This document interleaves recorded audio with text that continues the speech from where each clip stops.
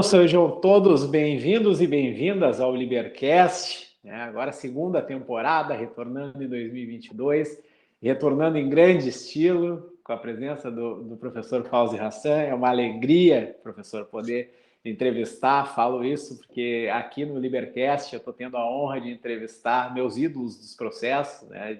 de processo penal, de direito. Já passamos aqui com o professor Mauro Andrade, Leandro Paulsen, Lene Streck, hoje com o senhor aqui, também, antes de poder falar um pouquinho do currículo. Para quem não conhece, que acha difícil, professor Fauzi, também quero dizer para vocês que já está aberto, então, o edital da Revista Liber aqui é o exemplar físico da Revista Liber. O primeiro edital de 2022 já saiu, a publicação foi semana passada, então, no final de abril, e agora já está disponível a chamada do segundo trimestre, então, da nossa Revista Liber.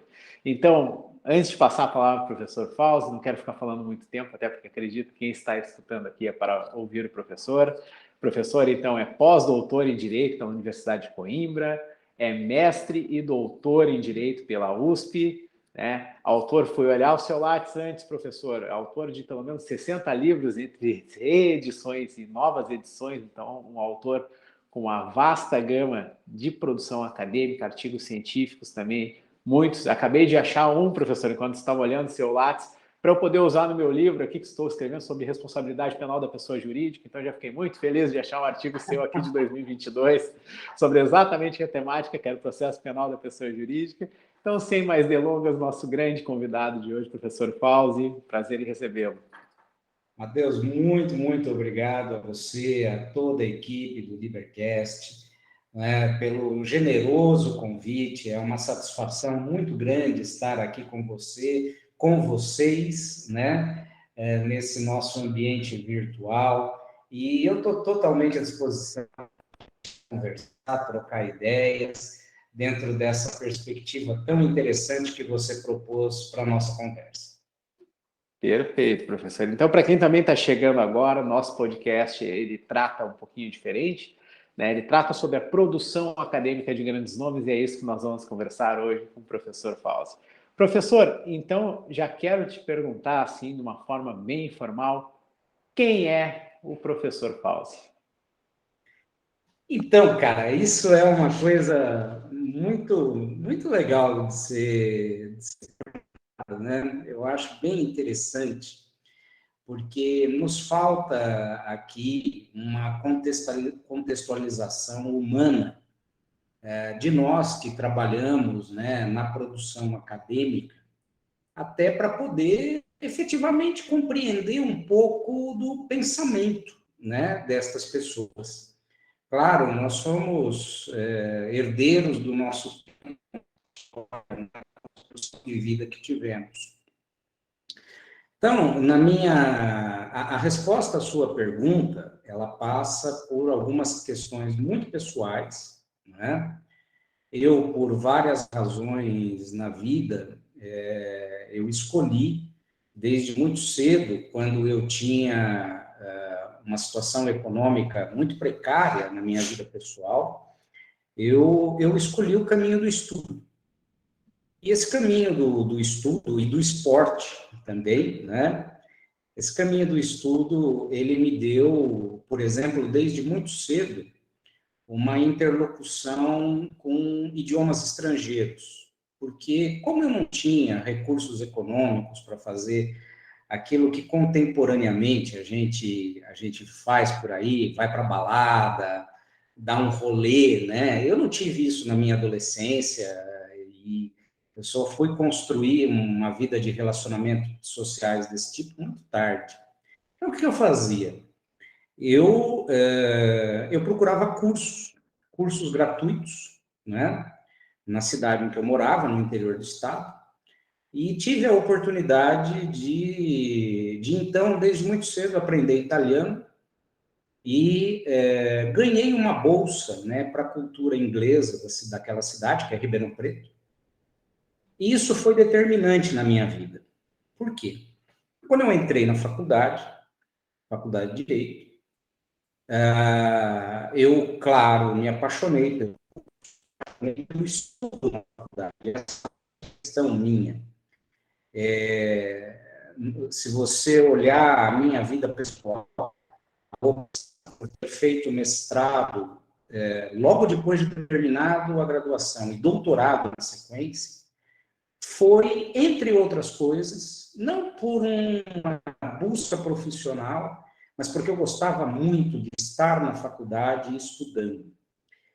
E esse estudo com o domínio, inicialmente, de 2 idiomas, para mim foi fundamental, porque eu comecei a observar uma literatura que, naquela época, e, Matheus, nós estamos falando da década de 80 do século passado. Como diz o meu filho, que está na sala aqui do lado, eu sou um dinossauro, né? Então, esqueça que você vive num ambiente de Google, que tudo está à distância de uma tecla, né? E pense que você tinha de ir à livraria, a bibliotecas físicas, com obras escassas, pouquíssimas traduções, pouquíssimas, e com aquilo que havia, no caso da Faculdade de Direito da USP, que foi a minha casa, né, por quase 20 anos, né, a biblioteca nos brindava com obras que, se você quisesse conhecê-las, você as leria no original.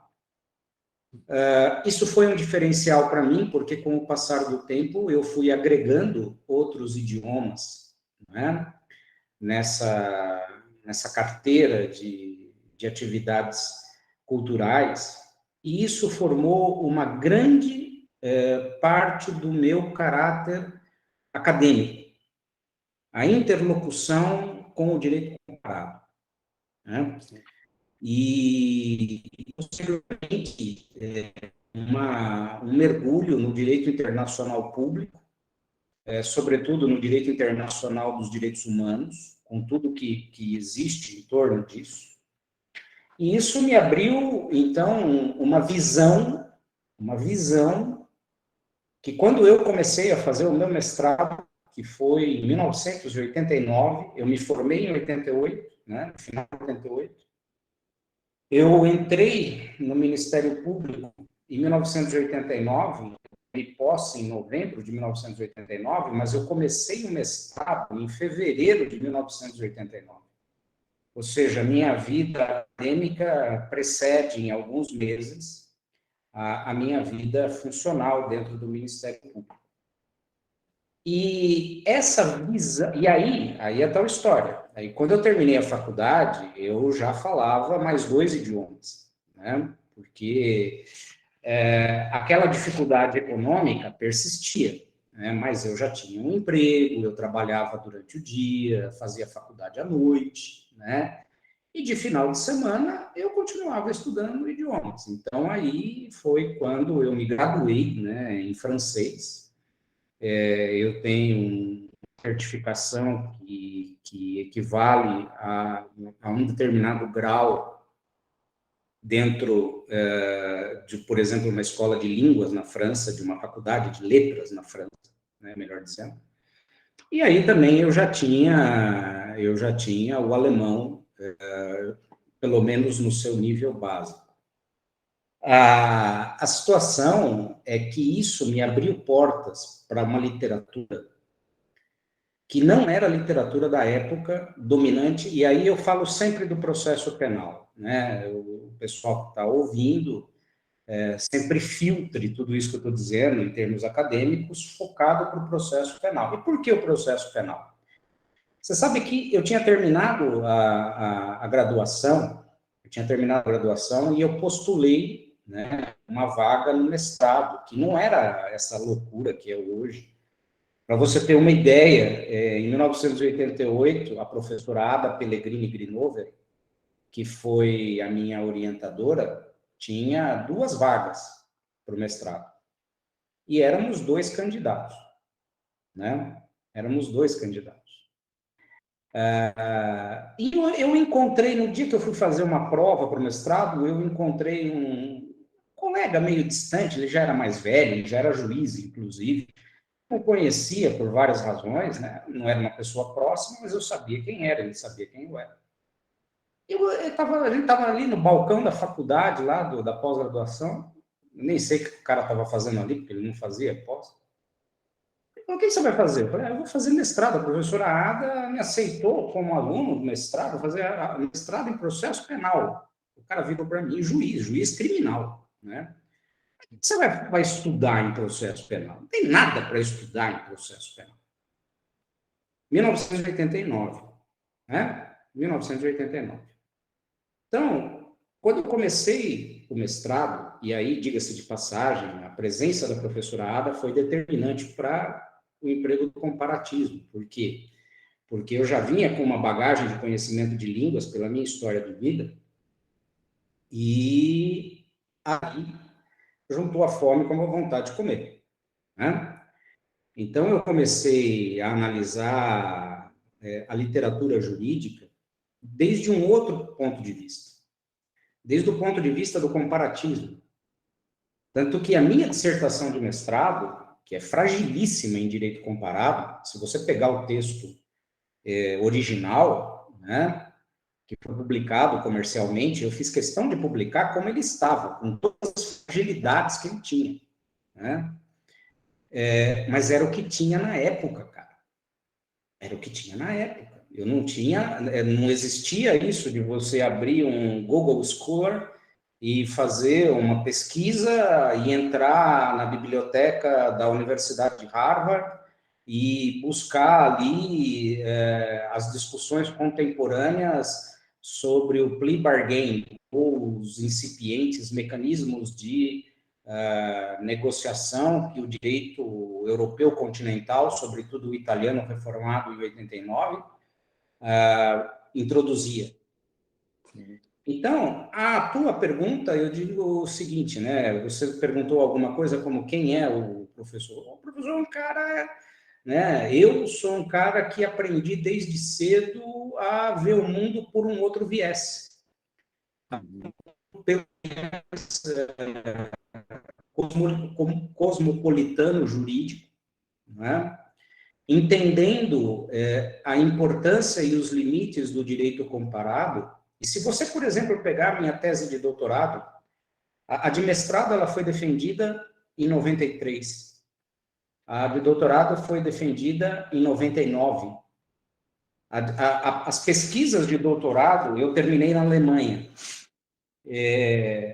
Eu me instalei ali no Instituto Max Planck, em Freiburg, em Breisgau, que é ainda hoje o epicentro, né, do acervo na nossa área, a Europa continental. E se você pegar a bibliografia, você vai ver bibliografia que nunca foi usada no Brasil, que passou a ser usada no Brasil 15 anos depois, 20 anos depois, né? E isso me causou um choque cultural profundo, porque nós estamos no subsolo do atraso jurídico em comparação com a literatura internacional em termos de processo penal.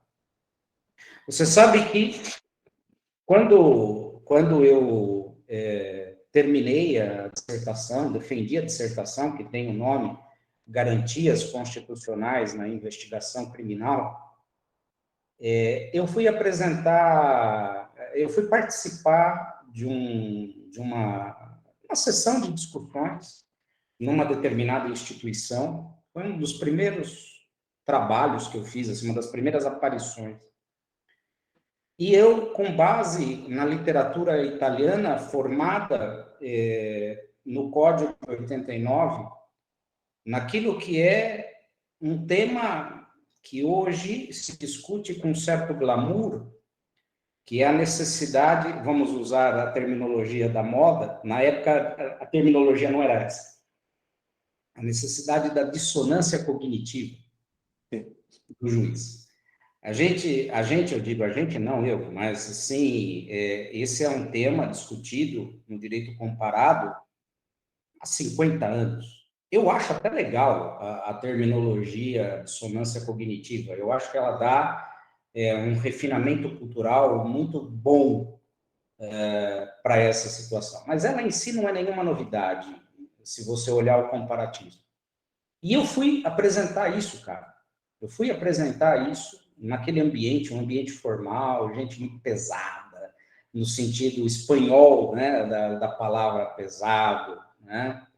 Gente muito pesada. Eu falei, olha, nós precisamos pensar que é absolutamente necessário dividir os autos da investigação dos autos daquilo que eu, naquela época, ainda muito contaminado por uma linguagem que eu havia herdado, chamaria de ação penal. Né? Tecnicamente não é correto, né? Mas na época era uma terminologia habitual.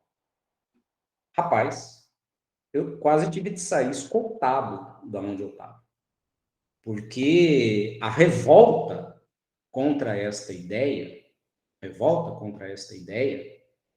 foi tamanha, e não importava eu dizer, né, escuta, eu não estou tirando isso da minha cabeça, eu era um moleque, né, eu nasci em 65, eu defendi em 93, então eu tinha 28 anos, né, eu não sou um moleque que estou tirando da minha cabeça uma ideia inspirada. Tá aqui no direito comparado, assim, assim, assado. Vamos ler no original? E aí eu tinha um lado ruim pra caramba, Matheus, sabe? Eu, assim, quando eu percebia esse tipo de fragilidade, eu confesso, eu dava umas alfinetadas. Você quer? Vamos, a gente lê no original, né? E eu traduzo, não tem problema. Né? Sim. Não é muito legal isso, evidentemente, não é algo de se vangloriar, foi uma fase da minha vida, existiu, e eu reconheço que existiu, e também não sou mais assim, graças a Deus. Né? Então, a gente tenta evoluir um pouquinho também do ponto de vista humano. Mas ok, né? E não adiantava falar. A única pessoa que me defendeu naquela fala, não por acaso, tinha sido um profissional que havia feito o seu doutorado na Itália no final dos anos 60, só que em processo civil. Né? Mas aí ele levantou da onde ele estava, e ele era o bambambam ali, era ele que mandava no pedaço. Né? Eu não vou citar nomes nem instituição, me perdoem, isso eu não vou fazer. Não tem problema. Ele virou e falou assim para a plateia, o que ele está dizendo não é nenhuma coisa mirabolante. Eu, quando estudei na Itália, e ele havia feito doutorado, eu, quando estudei na Itália, dentro de um determinado momento de discussões de reforma do processo penal, que não era a minha área, mas eu presenciei, essa discussão nos anos 60 na Itália. Tá? Então, a tua pergunta, eu respondo. Eu sou um cara que procurou ver sempre as coisas por um outro ângulo. Somado a esse ângulo, é o seguinte, eu me formei 2 meses depois da Constituição de 88 ter entrado em vigor. Cara, eu fiz direto já. Eu fui para a Praça da Sé, pedi direta já em 1984. Eu fui líder estudantil durante todos os meus anos de graduação e metade dos meus anos de pós-graduação. Sabe? Eu ajudei a criar um ambiente de constitucionalização no país no meu pequeno pedacinho de mundo, que era ali o meu cantinho na Faculdade de Direito da Universidade de São Paulo, né? Nos ambientes que eu transitava. Eu ia jogar aquilo fora, cara. Então é o seguinte, nós escrevemos uma Constituição para ser obedecida, ela é uma Constituição democrática, goste, doa quem doer, goste ou não se goste, e daqui para frente, né, tudo que se pensa no mundo jurídico ou está em conformidade com a Constituição ou não está. Ponto, acabou. né? Aí a briga fica comprada de uma vez, né?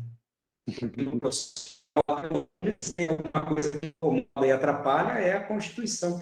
E depois ainda foram inventar uma tal de Convenção Americana de Direitos Humanos, de internacionalização de direitos. Isso é coisa de comunista, né, meu? O que é isso? Isso é internacional comunista, isso não vale para nada, né? O que vale aqui é o Código de 42. Muito bom. Então, é por aí, né? Professor, o pessoal da audiência já comentou aqui uma vez que eles ficam brincando que às vezes eu fico com cãibra no rosto, né? Que eu fico sorrindo, mas é porque eu gosto muito de escutar as histórias, as perspectivas, o senhor trazendo essa questão de direito comparado, tá vendo? Que por muitas vezes a gente tem uma resistência gigantesca hoje em dia, né? Então eu fico imaginando na época que o senhor estava trazendo essas discussões aqui dentro do processo penal, né? Ainda mais eu vou lhe admitir agora, quando o senhor comentou essa questão desse magistrado teria lhe dito a questão do estudo do processo, né? Hoje eu fico batendo muito com meus alunos aqui em Porto Alegre, que olha, hoje, se fosse para escolher dentro da área penal, eu sou advogado criminalista, né? Se é para estudar o direito penal ou o processo, eu prefiro estudar o processo, porque a maioria das vitórias que até hoje eu tive, principalmente em Brasília, foram de nulidades de processo, né? O enfrentamento do processo penal. Então, hoje, a importância da ciência do processo penal, e falo isso porque também me considero processualista, estou aprendendo com o senhor, né? O senhor é uma das minhas bases de estudo de processo, mas Isso. porque hoje o processo, eu sempre acabo brincando, né? Parafraseando até um pouco o Alexandre, né? Moraes da Rosa ali, que o processo acaba ganhando o jogo, né? Por muitas vezes a gente ter esse domínio da literatura estrangeira. Agora, há pouco tempo atrás, eu quase tive um furto aqui no escritório, porque eu estava com um livro do professor Klaus Roxin, aqui do Schunemann, né, traduzido para o espanhol. Ainda não tenho domínio do alemão, professor, vou lhe admitir também isso. Estava, para começar as aulas de alemão, estava escutando músicas em alemão, mas ainda me considero um bebê nesta língua. Sim, normal, Muito complicado. normal. Mas, então, assim, é fantástico isso que o senhor está trazendo. E já quero emendar, então, professor, numa pergunta legal, assim, pelo contexto que o senhor está trazendo. Além da professora Ada, que eu acho também dispensa apresentações aqui, o senhor teve algum outro mentor, alguma outra pessoa que te influenciou nessa produção acadêmica, nesses estudos? Teve. É assim, a professora Ada foi a minha orientadora no mestrado, no doutorado, assim, meu carinho, minha admiração, minha eterna gratidão a ela por tudo. Mas ela não foi o eixo da minha construção enquanto uma pessoa que pensa o direito. Na faculdade, esse papel coube prioritariamente a um processual civilista. E eu digo a você o seguinte: eu só fui para o processo penal porque esse professor ele não orientava na pós-graduação. A pós-graduação, naquela época, nos anos 80, tinha uma formatação completamente diferente. Não existia esse modelo capesiano que existe agora, da CAPES. Que era o professor José Coelho de Mesquita. Ele foi uma figura humana e técnica que criou a minha espinha dorsal para o direito. E ao lado dele, eu tive a felicidade na vida de ter dois professores que não estavam para mim por razões pessoais, porque com o professor Mesquita eu tive uma relação muito próxima, né? Muito pessoal. Mas dois outros professores me formaram conjuntamente, que são o professor Tércio Sampaio Ferraz Júnior, de Filosofia e Introdução ao Estudo do Direito, e o professor José Eduardo Campos de Oliveira Faria, professor José Eduardo Faria, na sociologia do direito. Agora, isso foi na construção da minha, da minha personalidade para estudar e compreender o direito. Até o momento que entrou na minha vida por uma porta absolutamente inesperada, a pessoa que, de fato, moldou aquilo que eu hoje sou na produção acadêmica e em muitos aspectos da minha vida pessoal também, que é a professora Mireille Delmas-Marty. Lamentavelmente falecida há pouquíssimo tempo, agora, no começo deste ano. E, bom, agora já perdeu a razão de ser do segredo, mas eu fazia parte de um grupo que produzimos um livro em homenagem a ela, pelos seus 80 anos, e esse livro seria lançado este ano, como de fato vai ser lançado, mas teria sido lançado exatamente no período em que ela adoeceu inesperadamente, veio a falecer. Ela estava doente,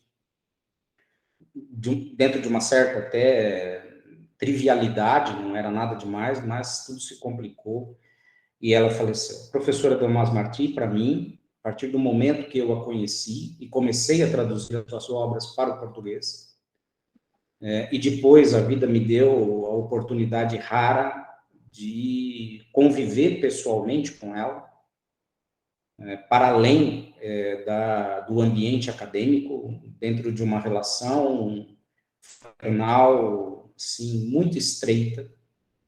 Ela produziu em mim um despertar de consciência humana que se reflete no jurídico, e eu posso dizer vivamente para você, para todos que estão nos acompanhando, todos e todas, que ela sim, solidamente, a minha maior referência.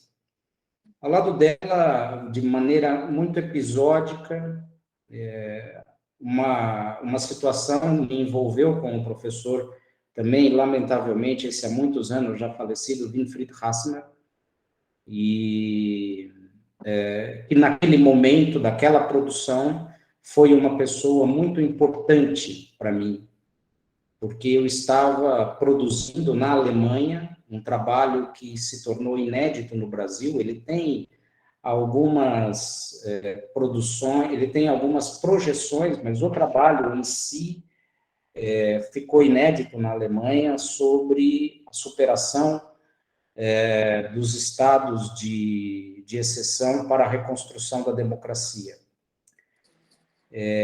Naquele momento, nós participamos de algumas atividades acadêmicas conjuntas e, assim, a presença dele foi muito marcante para um tema que, dentro da minha vida acadêmica, tem muitos desdobramentos, né? Mas, sem dúvida alguma, a professora Mireille Delmas-Marty. Legal, professor. Não, muito interessante saber. E, professor, até fazendo um gancho com toda essa sua vivência no direito comparado também, assim como o direito brasileiro, né? Como que o senhor, hoje, já com a sua maturidade, e como o senhor desenvolveu o filtro para a utilização de autores como referência? Nós sabemos que, em especial hoje, nessa era moderna, nós temos muitas publicações acadêmicas, umas de maior profundidade, maior seriedade, outras de nem tanto. Qual o filtro que o senhor utiliza, tanto quando vai estudar autores de direito comparado, de uma cultura que talvez não tenha tanto domínio naquele momento, quanto da nossa, o senhor utiliza para poder fazer as suas publicações? Fazendo a mesma coisa que você está fazendo aqui. Primeiramente, sabendo quem é essa pessoa que está escrevendo. E aí, né, Matheus, o direito comparado tem aquela preocupação de entender o ambiente socioeconômico, político, às vezes até mesmo geográfico, de uma determinada produção cultural. Então, vamos lá, fulano escreveu sobre tal assunto me interessa. Vamos primeiro conhecer quem é essa pessoa, vamos ver de onde ela vem. Por isso que o emprego da literatura comparada não pode ser feito assim, como se você tivesse num buffet de restaurante, vai pegando na internet um catadão de tudo que você encontra pela frente. Porque se você abrir uma página, por exemplo, nesse tema que você mencionou logo no começo, eu gosto de responsabilidade penal da pessoa jurídica, né? Se você abrir isso em qualquer idioma, né, para puxar textos de outras culturas, você vai ter páginas e páginas e páginas. Então, não dá para você bancar aquele balcão, né, de buffet de restaurante, vamos pegando de tudo, né, da salada até a picanha, e põe o doce de leite em cima de tudo e leva para pagar, né? Não pode ser assim, né? E esse filtro começa exatamente em pesquisar quem é o autor. Quem é o autor? Vamos lá. Da onde que ele vem, se possível, e não é impossível, hoje eu era 40 anos atrás. O que essa pessoa já escreveu? Vamos dar uma lidinha em outras coisas dela, antes de você começar a ler aquilo que importa para o comparativismo mesmo, do tema específico, né? E aí a gente chega, porque às vezes você pode se deparar com uma pessoa, e isso é muito comum no direito interno. Você acha que tem algum penalista aí, que vai, penalista mesmo, tá? Que vai dizer que é contra a constitucionalização do direito penal, que o direito penal precisa respeitar a dignidade humana, todo mundo vai falar isso. Todo mundo vai falar. Do mais autoritário ao mais libertário ou liberal, esse discurso é o mesmo. Então, se você é um autor de fora, e vai fazer o direito comparado ao reverso, né? Quer dizer, vai por alguma razão, sei lá eu qual, procurar se interessar por alguma coisa escrita no Brasil sobre o assunto. E aí você pega o autor A, que é a palavra está muito desgastada, né? Mas vamos lá, um fascistão de carteirinha, né? E você pega o manual dele, está lá, não, o direito penal tem de respeitar a dignidade da pessoa humana. Eu vou citar esse fulano. Só que eu, por exemplo, não estou dizendo eu pessoalmente, eu sou um cara de extrema esquerda. Então, é assim. Se eu não fizer o filtro da obra desse cara, eu vou estar desmoronando o meu próprio trabalho. E aí você pode tirar todos os outros exemplos que você queira. Por isso que fazer direito comparado não é uma coisa simples, rápida. O Lênio, né, gosta muito de usar essa expressão em francês. Que você possa fazer, prêt-à-porter. Não é. Você não pode pegar e levar. Né? Então, demanda, e isso me indigna em decisões do Supremo Tribunal Federal, neste tema, eu sou particularmente inconformado com o que o Supremo Tribunal Federal fez com o direito comparado na discussão sobre uma coisa que não existe em lugar nenhum do mundo civilizado, que é a chamada execução provisória da pena. Aquilo que o Supremo... E eu escrevi um artigo sobre isso, muito menos contundente do que eu gostaria, mas foi o que deu para fazer no momento, né? Sobre assim, a carnificina técnica que foi feita empregando o direito comparado naqueles julgamentos, no julgamento do... Puxa, agora eu vou confundir tudo. Mas no julgamento de 2016, que retrocedeu o entendimento anterior, depois nas discussões que vieram adiante e até mesmo no julgamento das ações diretas de constitucionalidade do artigo 283. Uma carnificina jurídica comparada. né? O que se escreveu de coisas inapropriadas ali, e eu estou dando de barato o fato de que muita gente escreveu ali, confundindo direito comparado com legislação comparada, que é um erro assim, primário, né? Para um comparativista. É um erro primário. Então, meu caro, a filtragem passa por aí. Passa por... Já que eu estou falando com mais um amigo do Sul, de Porto Alegre, né, me deixa aqui usar uma expressão do queridíssimo Hamilton Bueno de Carvalho, né? Você tem que colocar a bunda na cadeira, o cotovelo na mesa, né? E tem que estudar. Não tem como. Senão você vai escrever. Exatamente.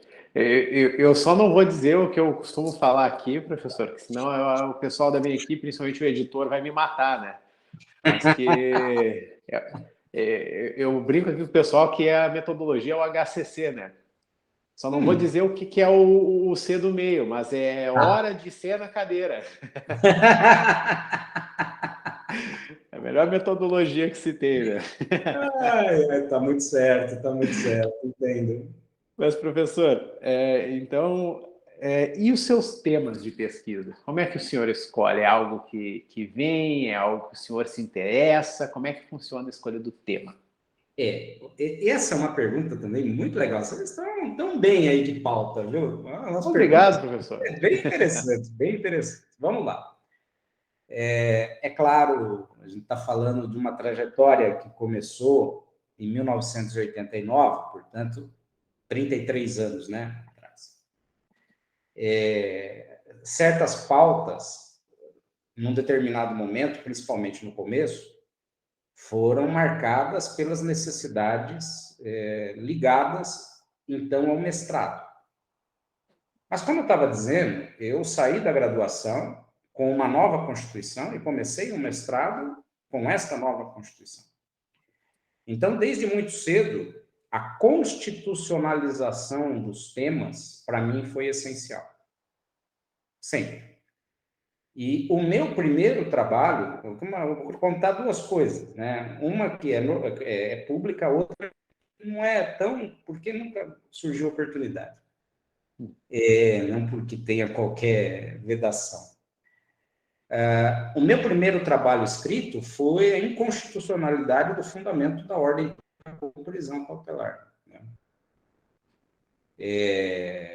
E a minha primeira discussão acadêmica no mestrado, mas aí em sala de aula, discussão de sala de aula, né? Um professor marcantemente de direita, autoritário, historicamente vinculado com a ditadura, que era meu professor de direito constitucional, né? No mestrado. Vamos deixar os nomes para lá, porque isso também não interessa. Interessa, então, é essa coisa. Então, eu comecei a ter aula com a Constituição Democrática de 1988, dada por um professor ligado à ditadura. O que nos coloca diante de outras questões, uma delas, por exemplo, muito ligada à justiça de transição. Sim. Né? Em outros ordenamentos, em outras culturas, em outras realidades, esta pessoa não poderia exercer mais a cátedra. Porque ela não poderia ensinar a Constituição de 88, tendo feito o que fez para a ditadura. Mas estava lá. Né?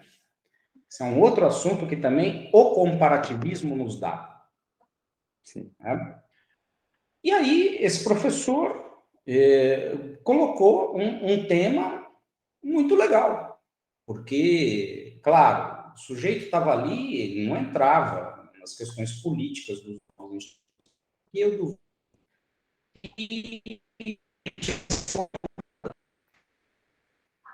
Mas ele colocou um tema técnico, que naquele momento, que não existia, obviamente, a emenda 32, era um tema que já surgia como polêmico. Qual o limite material para a medida provisória? Né? E ali em sala de aula, né, e havia alguns colegas que depois se notabilizaram como brilhantes advogados criminalistas, ali, então, eu desencadeei uma discussão dentro dessa proposta, porque todo mundo ali, a maioria, embora houvesse alguns criminalistas, mas a maioria era civilista, tributarista, ou gente que estava ali para estudar direito constitucional pela ótica tradicional. Penal não dá. Né? Penal não dá. Até porque eu não tinha, naquele momento, óbvio, a maturidade para entender a estrutura genética da norma processual penal. Se eu tivesse essa maturidade, que o direito comparado naquele momento também não tinha de forma geral, também teria direito. Processo penal também não dá. Mas não cheguei a tanto, evidentemente, tinha as minhas limitações, né, que continuam sendo grandes. Né? Falei, norma penal não dá. E calhou, naquele momento, de ter sido baixada uma medida provisória, que depois não se sustentou, que criminalizava greve de funcionário público. Naquele instante. Cronológico. Então, assim, certos temas, eu acabei de falar, um de processo, outro de penal, mas o que que eles tinham em comum? Eles tinham em comum a constitucionalização do assunto. Lógico, né, Matheus? 32 anos, 33 anos depois, hoje, eu, como coordeno um projeto de mestrado, eu tenho, evidentemente, também de obedecer a uma lógica da área de concentração, e dentro da lógica da área de concentração, por exemplo, eu acabei de produzir um livro que vai ser lançado também aqui no Brasil, mas a primeira edição, o primeiro lançamento vai ser em Portugal, que é o processo penal e a pessoa jurídica como acusada. Porque de direito penal a gente está cheio. Direito penal a gente fala um monte. Ah, não pode criminalizar a pessoa jurídica, blá, blá, blá, blá. Ok, aí eu peguei uma meia dúzia de pesquisadores, amigos, gente que eu conhecia mais, que eu conhecia menos, mas que eu conhecia, né? Voltamos, então, à questão de saber com quem você está lidando, né? Falando, olha, eu tenho aqui uma proposta de um projeto internacional de pesquisa, vamos trabalhar nele? Todo mundo topou entusiasticamente. Por quê? Porque nós não temos essa discussão consolidada nem no direito comparado, tá? Essa escolha foi uma escolha tematicamente vinculada ao meu papel no meu programa de pós-graduação, que é um programa que está sob análise da CAPES ainda. Né? Mas as pesquisas estão trabalhando. Agora, de uma forma mais ampla, eu cheguei num momento em que eu acolho uma conversa profunda que eu tive há alguns anos com um advogado muito querido de Curitiba, que é um virtuoso no violão. E num determinado momento da vida, né, aliás, eu o conheci mais intimamente quando o vi acompanhando o Grande Toquinho num show lá em Curitiba, né? E aí, na casa dele, ele contou a história da vida dele, da vinculação dele com a arte, e ele me disse que ele estava prestes a entrar, né, para esse mundo artístico, e, portanto, não seria advogado, né, como é hoje, muitíssimo bem-sucedido, né, felizmente. E ele foi se apresentar num festival fora do Brasil, e uma pessoa muito mais experiente chegou para ele e fez uma pergunta que o fez mudar de vida. Virou para ele e perguntou: qual é a tua proposta? Rapaz, isso é uma porrada no peito. É de você. O que você está fazendo aqui? O que você tem a acrescentar? Por que você está aqui? Eu levo essa conversa, e eu acho que eu nunca tive a oportunidade de dizer para ele, para esse grande personagem, a importância dessa nossa conversa na minha vida pessoal. Porque hoje, tirando as minhas obrigações temáticas, que eu tenho de cumprir, porque eu tenho de cumprir, ponto, né? A pergunta que eu faço cada vez que eu sento para escrever alguma coisa é o que eu tenho para contribuir nisso aqui? Se eu não tiver nada, eu não escrevo nada. Eu deixo passar, eu vou surfar no streaming, vou assistir meu futebol. Aliás, o meu time está numa fase em que se deve assistir futebol, né, diferentemente de anos atrás, mas eu, como palmeirense, tenho toda uma motivação para assistir futebol. O senhor está muito feliz, né, professor? Nesse momento eu não tenho do que reclamar. Então, é a tal história. Se eu não tenho algo a contribuir, por que eu vou escrever sobre esse tema? Outros farão melhor do que eu. Fantástico. Quando eu sento, olho, reflito e percebo, eu tenho uma coisa diferente para falar aqui, né? Eu tenho algo diferente para falar aqui, um ângulo diferente para ver esse assunto, que pode contribuir de alguma maneira para adensar a reflexão sobre o tema. Aí eu vou escrever. Senão, eu vou cuidar de outras coisas na vida. Né? Professor, fantástico, o senhor disse. Inclusive, já anotei aqui o questionamento, qual é a tua proposta? Isso aqui já vou levar para a vida. O senhor estava falando, já estava refletindo aqui já. Mas, professor, fazendo um gancho já com essa excelente explanação agora, que eu acho que essa aqui é uma das perguntas que acabam sendo mais impactantes para a audiência aqui, né? E a partir de toda essa experiência que o senhor está falando, essa questão de qual é a proposta, tá? De fazer uma pergunta assim, quais são os pontos principais aí no senhor como coordenador de PPGD também, tá? Quais são os pontos principais que o senhor acha que um trabalho acadêmico de excelência deve ter? Né? Ele pergunta porque, assim, uma das coisas que eu também achava no meu mestrado, inclusive, tomei um puxãozinho de orelha do professor André Calegari, né? No tema da responsabilidade penal da pessoa jurídica, quando eu fui entrar nesta questão que o senhor trouxe do processo da pessoa jurídica. Tentei reunir o que eu tinha à época, esse ficou para o meu último capítulo, eu estava fazendo as pressas, que era bem uma época que eu estava viajando muito aqui no escritório, aí depois ele brincou, né, que eu sustentava na minha dissertação, olha, a parte processual, o pouco que foi feito de forma abrupta, né? E depois ele ainda brincou, olha, Matheus, isso aqui para tu entrar teria que ser um doutorado, né? Não, talvez não era o momento do mestrado, e ele também fez de forma abrupta no final, né? Eu fiquei muito que eu estava sustentando uma inconstitucionalidade. Ó, já vou até levantar aqui, daqui a pouco já tomo até um puxão do senhor também aqui, né? Estava sustentando uma inconstitucionalidade por uma ausência do devido processo penal, né? Não propriamente aquelas outras questões que estavam vindo antes da Constituição e da pessoa jurídica. Não tem nada de absurdo nisso que você está dizendo, não. Você sabe que, observando os países que fizeram parte dessa pesquisa, e nós tivemos 3 da América Latina, né?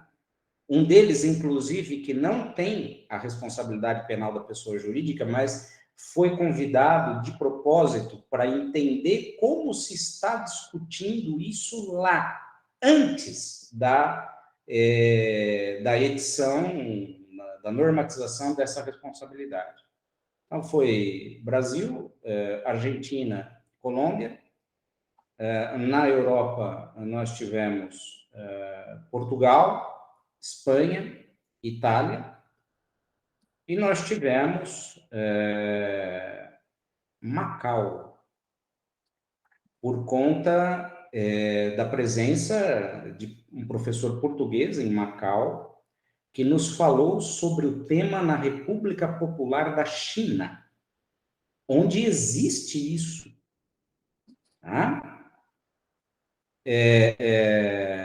Inclusive, o texto dele é sensacional, né? Porque ele vai escrevendo, ele escreveu em inglês, né, para o livro, com Hansen, né, com determinados ideogramas, né, depois de certas palavras. Portugal chegou à mesma conclusão que você. Os pesquisadores portugueses chegaram à mesma conclusão. A nossa anomia chega a tal ponto de ofender o devido processo legal, porque não basta a analogia com processos para pessoas físicas. Você vê como o direito comparado nos mostra certas coisas. Mas diga lá, por favor, qual seria o foco principal? Mas o foco principal, então, professor, agora o senhor já me deu uma aula aqui, inclusive eu já anotei também o título do seu livro, já também, professor, que agora já estava reprogramando. Vai sair pela Almedina. Já estava reprogramando, eu ia lançar minha ideia era até setembro, mas vou esperar para poder ler todo o seu livro, para poder ver o que eu preciso mexer no meu. Mas, professor, voltando aqui para o nosso foco, então, quais são os pontos principais que o senhor julga, assim, quando o senhor vai analisar um trabalho, que o trabalho deve ter para ter um nível de excelência, seja um artigo, um TCC, uma dissertação, uma tese doutoral? Eu vou restringir a resposta ao âmbito do meu PPGD, olhando como coordenador do PPGD e aquilo que eu discuto com os meus professores. Claro, como o programa está sob análise da CAPES ainda, nós não temos aulas, nós temos os grupos de pesquisa em funcionamento, nós temos toda a estrutura acadêmica funcionando, mas é lógico que não podemos ter o curso, etc., até a CAPES se pronunciar. E estamos esperando um pronunciamento de mérito da CAPES há 2 anos, mas isso é uma nota de rodapé. Matheus, dentro dessa perspectiva, impacto social. Eu não estou senão preocupado em que aquele trabalho se projete de uma maneira significativa para discussões sociais. E o que eu quero dizer com discussões sociais? Alguns deles têm uma vocação, por exemplo, para impactar políticas públicas. Alguns deles têm impacto potencial na metodologia do ensino de determinada matéria. Então, por exemplo, no nosso programa, nós temos 3 professores muito fortes nas propedêuticas.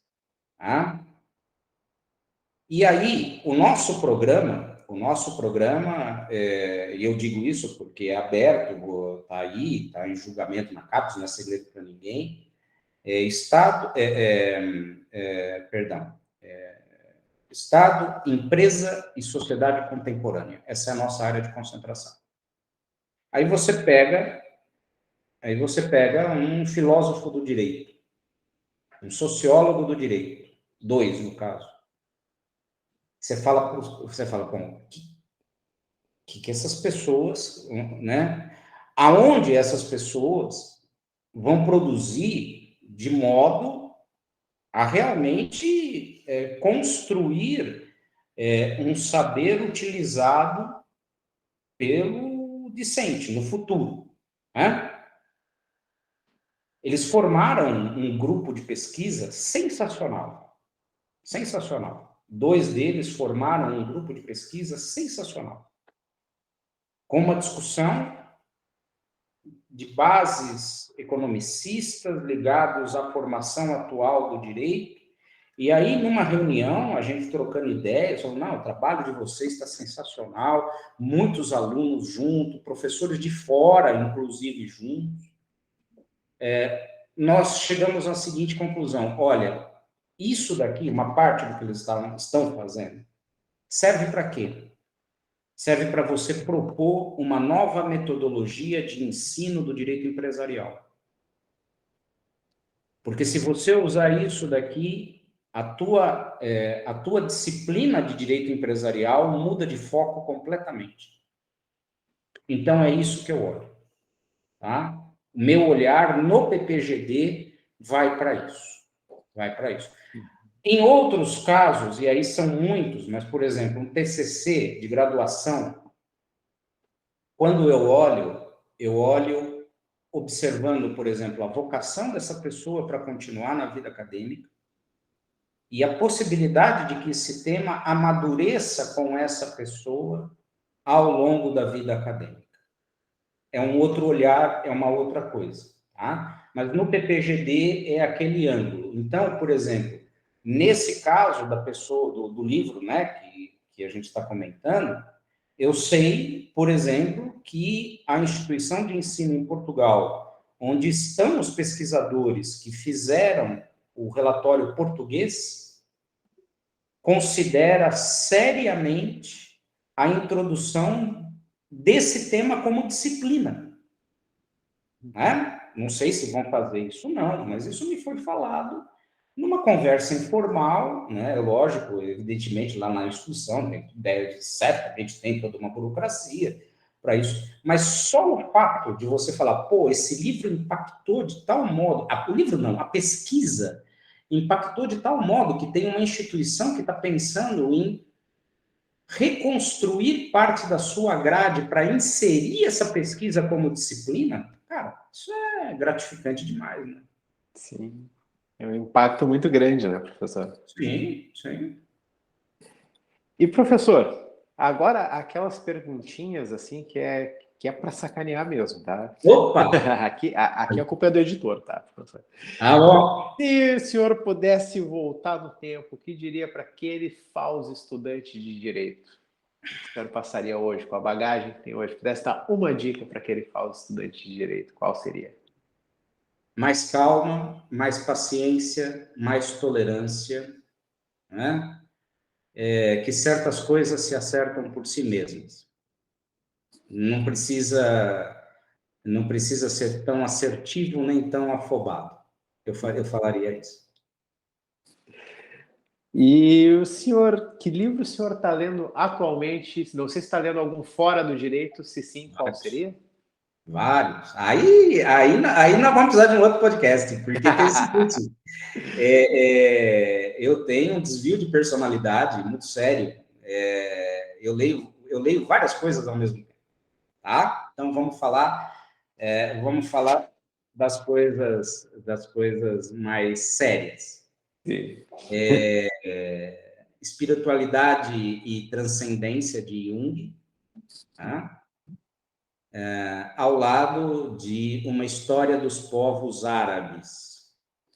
Aí tem uma coisa de família e tem o fato de, nesse momento, e isso eu não perdi, eu estar estudando árabe, né? Eu estudo árabe, já tenho um domínio escrito e de leitura, mas estou longe de ter uma autonomia assim de conversação, né? Esses dois livros se revezam e junto a eles, um livro de poesia de um autor palestino clássico chamado Muhammad Darwish, com tradução para o português, porque aí também, calma, né? Eu leio, mas espero um pouquinho. Eu sou assim um pré-adolescente lendo, né? Não dá ainda para ler uma poesia dessas. Então, esses três são, eu diria, mais densos e talvez para o nosso público mais sérios. Isso no Kindle. No Kobo, eu tenho um livro sobre a formação do Líbano contemporâneo. Minha família paterna é libanesa, todos moramos no Vale do Bekaa, no Líbano, é uma família de agricultores, né, uma família muito simples. O Líbano está numa situação socioeconômica terrível. 3/4 da população hoje estão na miséria absoluta, tá? E eu leio sobre a formação do Líbano contemporâneo. Então, nessas duas plataformas, esses 4 são sérios. Aí tem 2, eu vou pegar o nome de um aqui, que eu preciso, né? não, não sério, essa comunicação quente de Abel Ferreira. Eu dei o técnico do meu time, o que esse cara está fazendo é uma coisa indescritível na história do clube. Ele resolveu compartilhar suas emoções e suas metodologias e, assim, eu confesso que eu sou palmeirense pra caramba, então, bom. Agora, também dentro do futebol, um livro de um jornalista espanhol, Martí Perarnau, que é um cara que fez, entre outras coisas, a bibliografia do Guardiola, né, ou a biografia, melhor dizendo, vamos falar direito, né? Que é um livro que se chama La Evolución Táctica del Fútbol, de 1863 a 1945. Cada dia, cada parte do dia, eu pego um tantinho de cada um e vou me divertir. Esses são Que legal, professor. leituras jurídicas, né? Mas essas não conto, porque aí são leituras para reflexão e depois produção de artigos e também semestre, agora eu já escrevi coisa demais, então faz um sentido, né? Principalmente porque a finalização desse livro que está saindo agora em Portugal, eu fiz o relatório geral, né, compilando todos os relatórios nacionais, isso me cansou muito, e eu terminei a tradução de um livro de Juan Gómez Colomer, que é sobre o processo penal nos Estados Unidos, o processo penal federal, que vai sair pela Tirante. Sem esses dois trabalhos me cansaram demais, então eu estou dando um tempinho, mas daqui a pouco volto. Sim. E é trabalho, né, professor? Mas, professor, então, minha última pergunta, assim, uma mensagem final, então, para os nossos espectadores aqui do Libercast, sobre a questão da produção, o que o senhor gostaria de passar para eles, assim, uma mensagem? Eu acho que a grande mensagem que eu poderia passar e que, no fundo, retrata a minha história de vida é, estuda, vale a pena. Não acredite em fórmulas mágicas na vida, tudo vem com esforço, e o estudo é o mais gratificante de todos os esforços. Eu saí de uma vida inimaginável, assim, das dificuldades que eu tinha, e tudo que eu construí na vida foi em termos, não digo em termos materiais, não, em termos espirituais mesmo. O material veio na sequência, né? Foi por conta do estudo.